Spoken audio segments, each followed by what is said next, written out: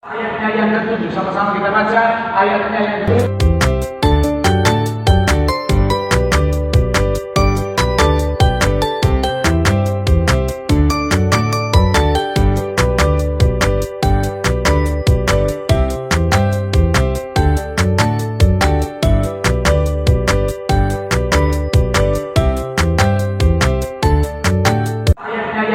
Sama-sama kita baca ayatnya yang ke-7 dalam 2 Korintus pasal yang ke-12 yang sudah di sana boleh bilang aku diberkati Tuhan. Sama-sama kita baca dengan yang 3. Iya, dan supaya aku jangan meninggikan diri karena pernyataan yang luar suatu duri di dalam dagingku. Jadi seorang utusan iblis untuk membuat suatu supaya aku jangan Meninggikan diri.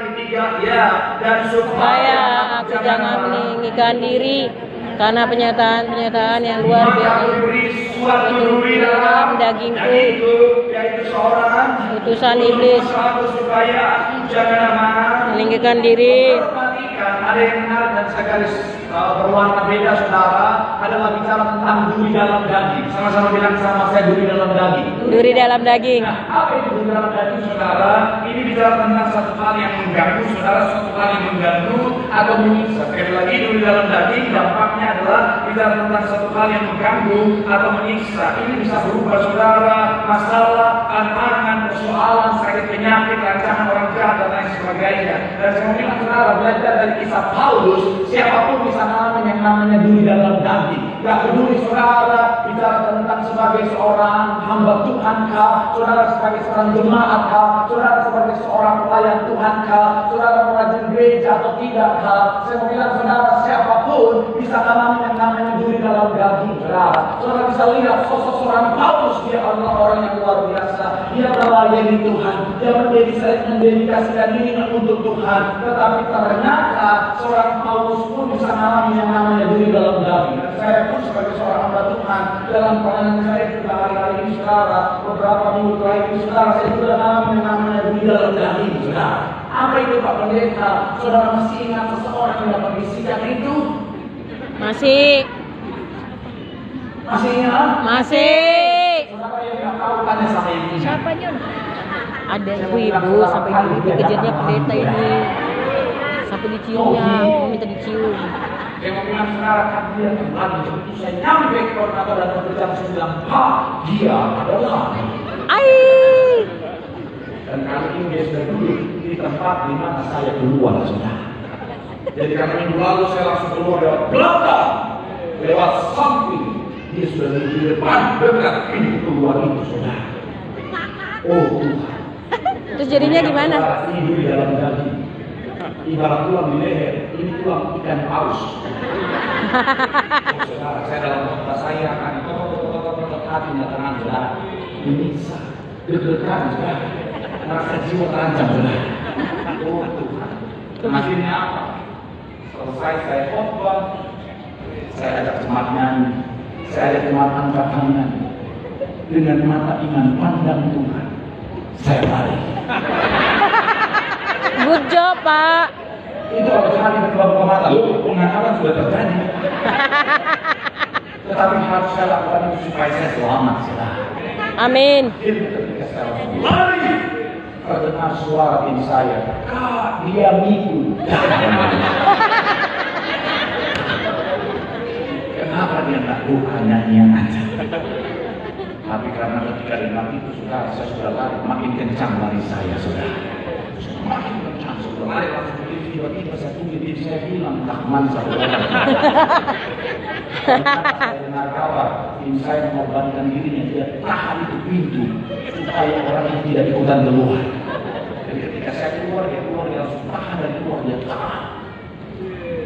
Pergi aja, Kak.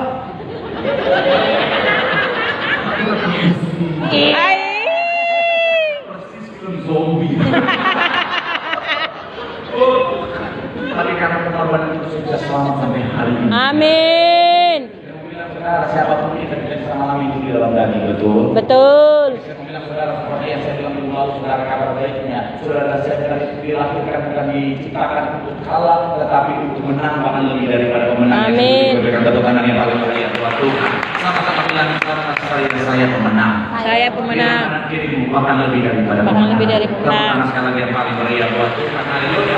Nah, hari-hari saudara kita akan belajar dari seseorang mau saudara dalam konteks atau dalam judul saudara bicara tentang duri dalam daging. Kita akan melihat apa kunci untuk menang atas duri dalam daging. Dan doa saya melalui firman Tuhan hari ini saudara dan saya akan melihat kemenangan bersama dengan Tuhan. Tepuk tangan sekali lagi yang paling meriah buat Tuhan. Haleluya. So, apa kunci menang atas duri dalam daging? Yang pertama saya mencatat adalah identifikasi penyebab. Sama-sama bilang sama saya identifikasi penyebab. Sama-sama bilang sama saya identifikasi. Identifikasi. Sama-sama kita lihat saudara ayatnya yang ke-6 sampai ayat yang ke-7. Sama-sama kita baca. Masih dalam 2 Korintus pasal yang 12 ayat 6 sampai 7 yang sudah di sana boleh bilang aku diberkati Tuhan. Aku diberkati Sama-sama kita Tuhan. baca. 3 ya. Sebab sekiranya apa? Aku hendak bermegah juga. Aku bukan orang Bodoh lagi. karena aku mengatakan kebenaran, tetapi aku menahan diriku supaya jangan apa? Orang yang Lebih dari apa yang? lebih daripada yang Atau yang mereka ada ketujuh supaya aku jangan apa? meninggikan diri. Pernyataan-pernyataan Maka yang aku diberi suatu duri dalam dagingku yaitu apa?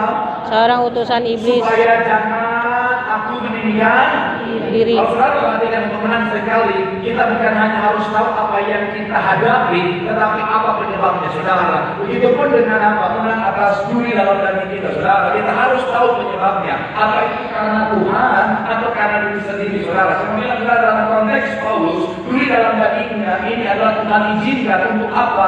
Supaya Paulus tetap rendah hati. Sama-sama bilang sama saya tetap rendah hati. Tetap rendah hati. Kenapa? Karena ternyata ketika saya pelajari saudara, ada satu kutipan buku yang dicatat tentang Paulus saudara, waktu dia masih jadi Saulus, dia adalah orang yang pernah sombong saudara. Makanya dikatakan itu dalam buku itu saudara, Saulus yang kemudian sebagai Paulus, dikenal sebagai Paulus adalah seorang Yahudi yang awalnya sangat-sangat sombong dan menganiaya pengikut Yesus. Tetapi kemudian bertobat dan menjadi rasul penting dalam penyebaran Injil. Makanya ayat yang ke-6 saudara, ayat yang ke-6 boleh menunjukkan ayat yang ke-6 dikatakan begini saudara, kata Paulus di ayat yang ke-6 dikatakan sebab sekiranya aku hendak berpegang juga, aku bukan apa? Orang bodoh lah, bodoh lagi. Dulu dia pernah bodoh, kenapa? Karena dia punya kesombongan yang luar biasa. Nah makanya dia mengerti bahwa apa? Oh, ini penyebabnya adalah karena Tuhan. Tuhan izinkan ini supaya apa? Sebagai seorang hamba Tuhan, sebagai seorang pelayan Tuhan, aku tidak berpenggelam, aku tidak menjadi pribadi yang sombong, saudara. Dan saya bilang sekali lagi, saudara,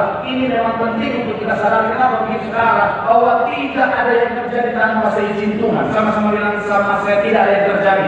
Tidak ada yang Sama-sama terjadi bilang sama saya tanpa seizin Tuhan. tanpa seizin Tuhan. Semuanya ada otoritasnya Tuhan, bahkan sehelai rambut kita tidak akan jatuh tanpa seizin Tuhan. Makanya saya bilang saudara, iblis gak mungkin bisa menuntut saudara dan saya tanpa seizin Tuhan. Amin.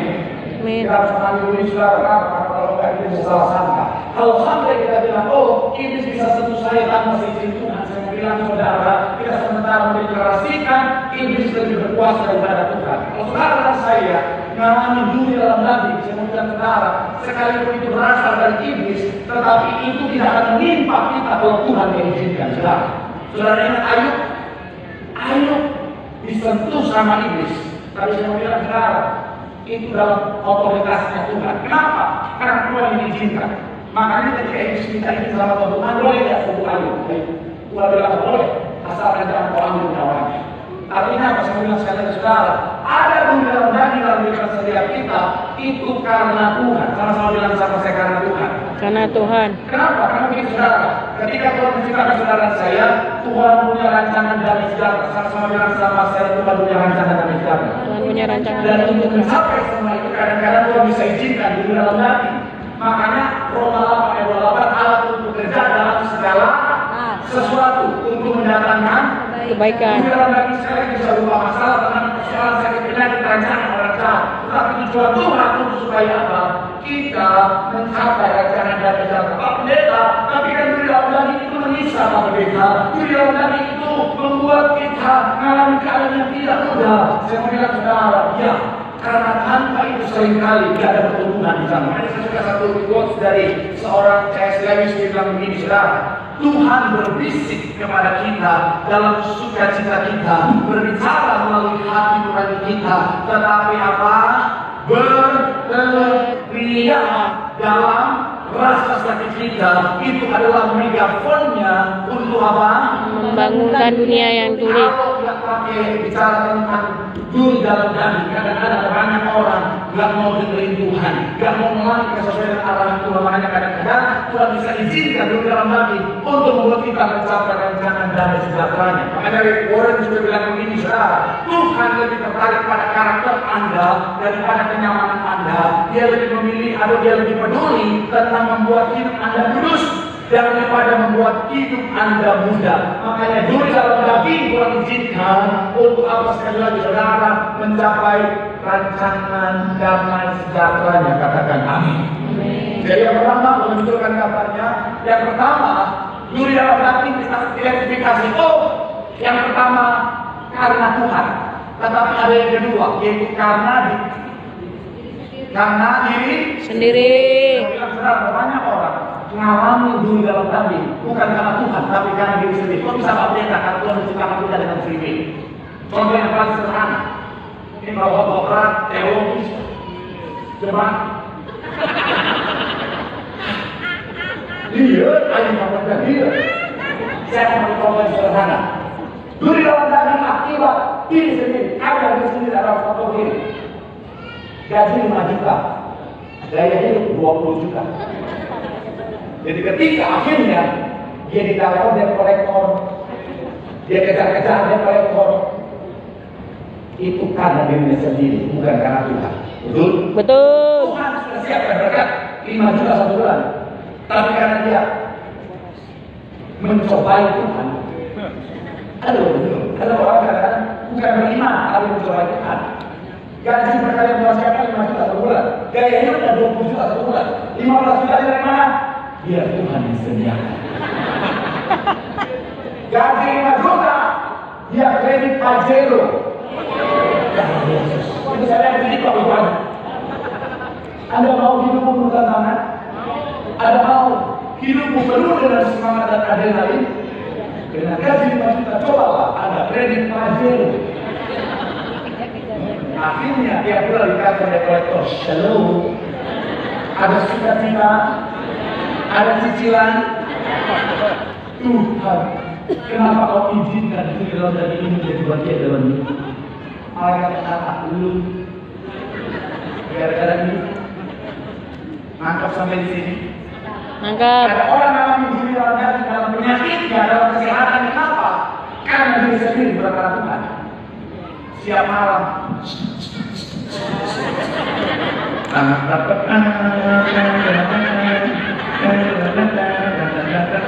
Asik. Yo, perjamuan tidak kudus. Orang tua. Saya minum orang tua karena saya hormat orang tua. Oh Tuhan. Ketika sakit penyakit datang, Tuhan, kenapa kau izinkan duri dalam daging ini? Malaikat datang, Kalau ada rumah tangga duri dalam daging, bukan karena Tuhan yang membentuk rumah tangga, tapi cara-cara dia yang akhirnya rumah tangganya dalam keadaan duri dalam daging. Masalah karena persoalan hidup. Shalom. Shalom apa dulu? Shalom dulu. Ada rumah tangga duri dalam daging, suami nggak mau pulang, suami lebih senang di luar daripada di rumah. Bukan karena Tuhan, tapi karena maaf, karena ceweknya ini. Saya salah sekali mau masalah. Kalau bilangnya Bu, ada suami, akhirnya marah-marah Bu, bukan karena Tuhan yang mengutuk, tapi karena maaf belum jahat Bu.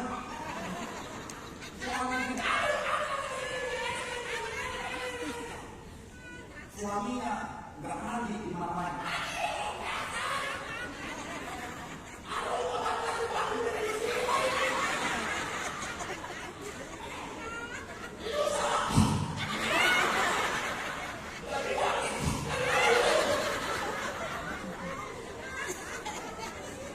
Akhirnya suaminya mandi. Pas suaminya mandi,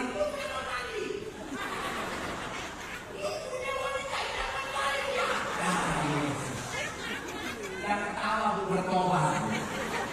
Akhirnya suaminya nggak berani, maka kenapa? Karena diri sendiri. Amin.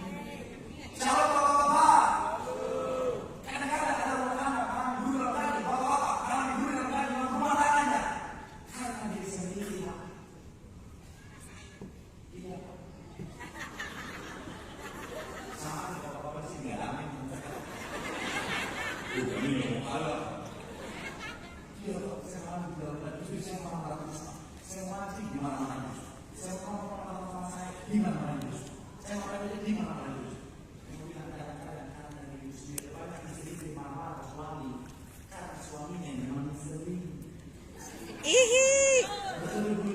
Betul.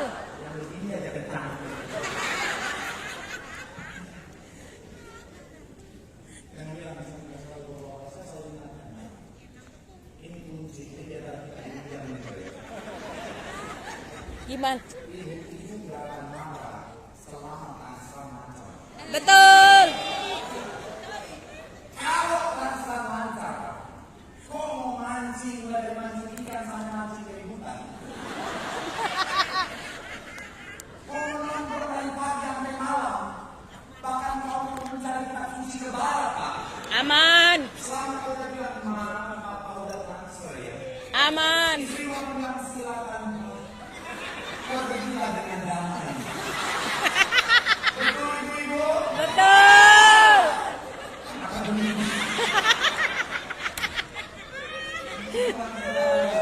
Ada di dalam diri sendiri. Shalom anak muda. Shalom. Jangan hidup dalam budi dan bagi karena diri sendiri. Betul. Tua marah-marah karena kau yang malas belajar. Betul. Orang tua udah bayar sekolah mahal-mahal. Bukan karena belajar main HP terus. Maba. Orang tua udah mencuci balik bayar uang sekolah.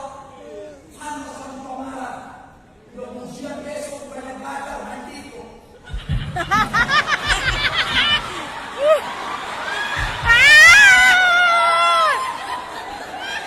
Tahu aja, Pak. Disolatin. Sadar. Saya bilang, Fokus, Pak. Fokus, Pak. ini cuma saya rela malu. Saya bilang saudara, ada yang dari Tuhan, ada yang dari diri sendiri. Diri. Setelah kita identifikasi mana ada yang karena Tuhan dan karena diri sendiri, dapat selanjutnya yang kedua saya bilang saudara, ini kita respon yang benar. Sama-sama bilang sama saya responi dengan benar. Responnya benar. Sama-sama saya berespon dengan benar. Berespon dengan Coba benar. kita lihat sekarang urutannya. Setelah kita tahu, oh ini karena Tuhan, oh ini karena diri sendiri. Yang pertama kalau karena Tuhan, pikulah, hadapilah dengan suka. Cita. Sama-sama saya suka kita. Sukacita. Kita lihat ayat yang ke-10, sama-sama kita baca ayatnya yang ke-10 dikatakan apa? Karena hidup aku senang dan rela Di dalam kelemahan, di dalam siksaan, di dalam kesukaran, penganiayaan dan kesesakan. Karena Kristus, sebab jika aku lemah maka aku Paulus sukacita. Kenapa? Karena dia tahu semuanya ini untuk mendapatkan kebaikan. Katakan amin. Jadi kalau besar duri dalam dagingku karena ini untuk kebaikanku datang dari Tuhan. Saya mau bilang saudara, pikul dengan sukacita, jalan dengan sukacita karena semua itu baik. Katakan amin. Amin. Tetapi kalau itu karena dirimu sendiri, sama-sama bilang sama saya Bat. bilang saudara, kalau kau salah ini karena diri sendiri Bat. berubah yang tadinya cuma joget-joget, belajar. Amin. Yang Amin. tadinya memakai ibu.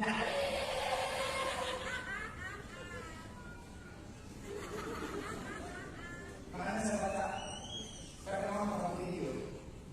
Salah satu kunci rumah tangga bahagia saat suami pulang tutup kuping, istrinya tutup mulut. Wis keren.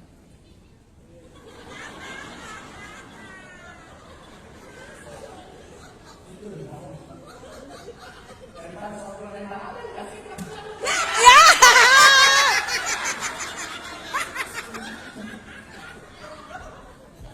air aja tidak lama. Kalau bapak enggak. Saya mau bilang bu, Bat. yang sama nanti ibu bertobat. Sama ngomong dulu juga jangan ngomong doang. Tepuk tangan dulu yang paling meriah buat itu.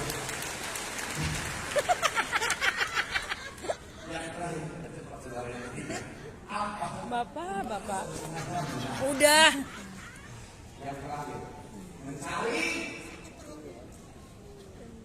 Sama-sama saya mencari Tuhan.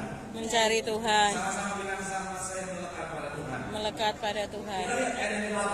Ayat yang ke-8 dikatakan apa? Ayat yang ke-8. 3 ya. Tentang aku sudah berapa kali? 3 kali berseru kepada Tuhan supaya Betul sekali lagi pada kita bagian awal tentang hal itu aku sudah 3 kali berseru kepada Tuhan. Paulus tahu bahwa dia harus mencari Tuhan. Makanya itu yang dilakukan, saudara. Makanya kalau saudara ingat kisah urutan yang tadi saudara boleh tunjukkan lagi. Ketika kita sadar roh tidak cuma kita sadar roh yang ada di diri sendiri, kita harus respon dengan benar. Kalau dari diri sendiri, bertobatlah. Dan setelah bertobat, pastikan kita senantiasa